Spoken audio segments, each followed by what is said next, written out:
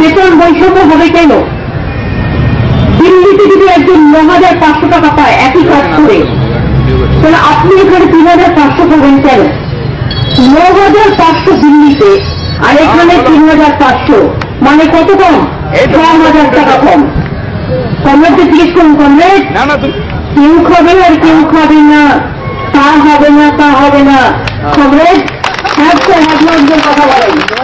নমস্কার, আপনারা দেখছেন আমার ছোট্ট YouTube channel voice of Anirban, সঙ্গে আমি আপনাদের আপনজন অনির্বাণ চৌধুরী।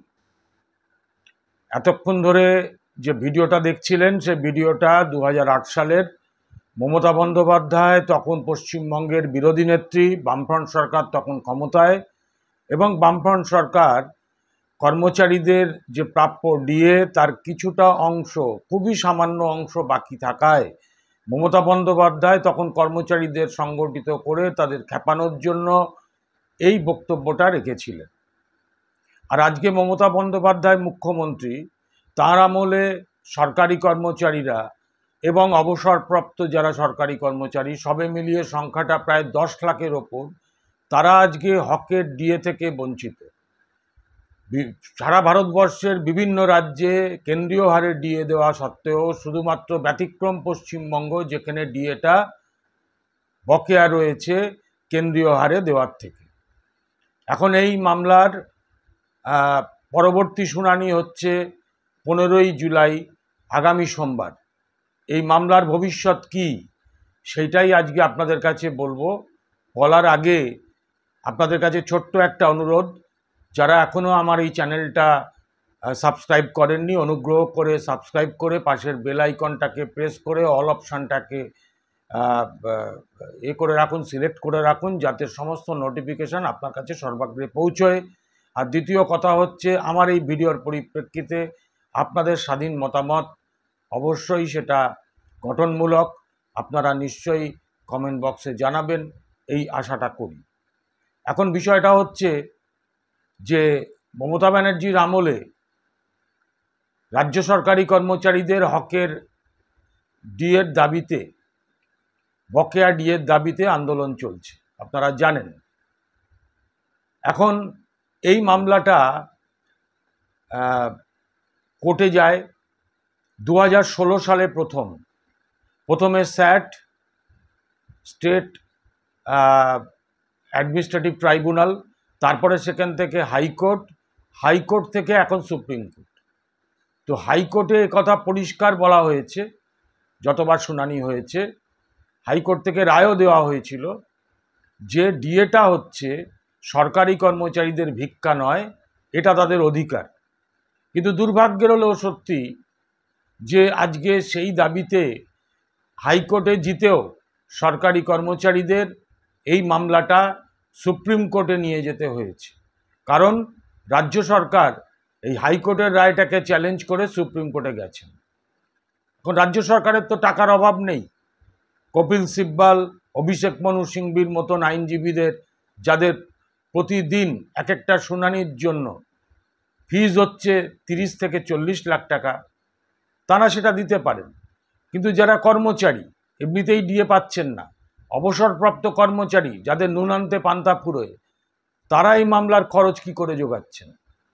অনেক কষ্ট করে চাঁদা তুলে নিজেদের পেনশন বা মাইনের টাকা থেকে সেইটা দিয়ে, এবং বিকাশ রঞ্জন ভট্টাচার্য, ফিরদৌস শামীমের মতন যারা আইনজীবী, তারা পারিশ্রমিক একরকম না নিয়েই এই মামলার লড়াই করছেন বলে সরকারি কর্মচারীদের পক্ষে মামলাটাতে এখন অবধি দাঁড়িয়ে আছেন সরকারি কর্মচারী।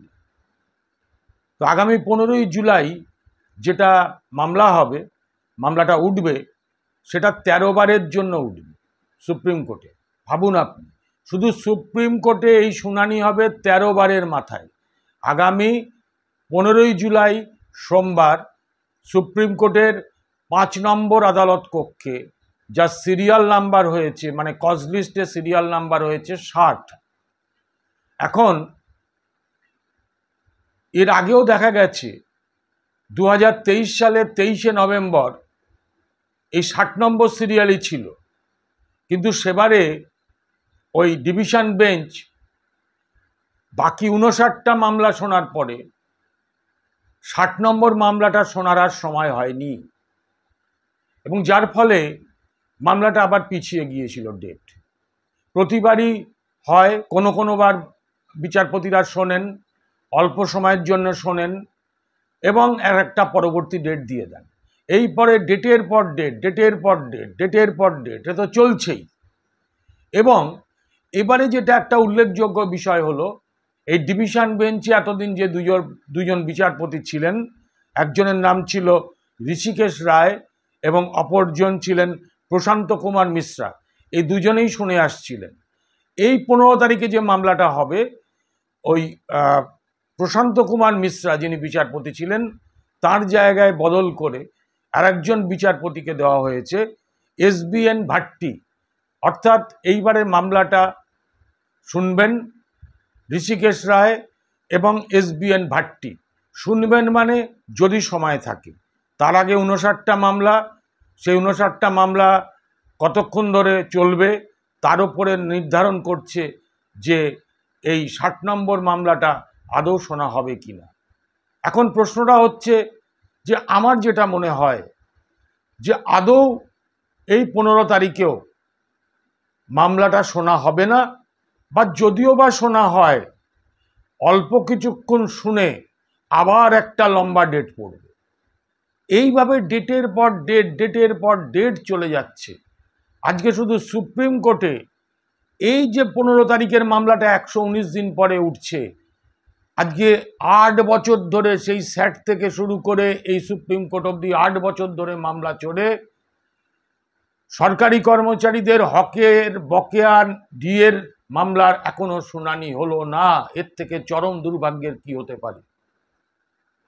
একটা কথা ভাবুন তো, আজকে অন্যান্য সমস্ত রাজ্যের থেকে আমাদের রাজ্যের সরকারি কর্মচারীরা ডিএ কম পান।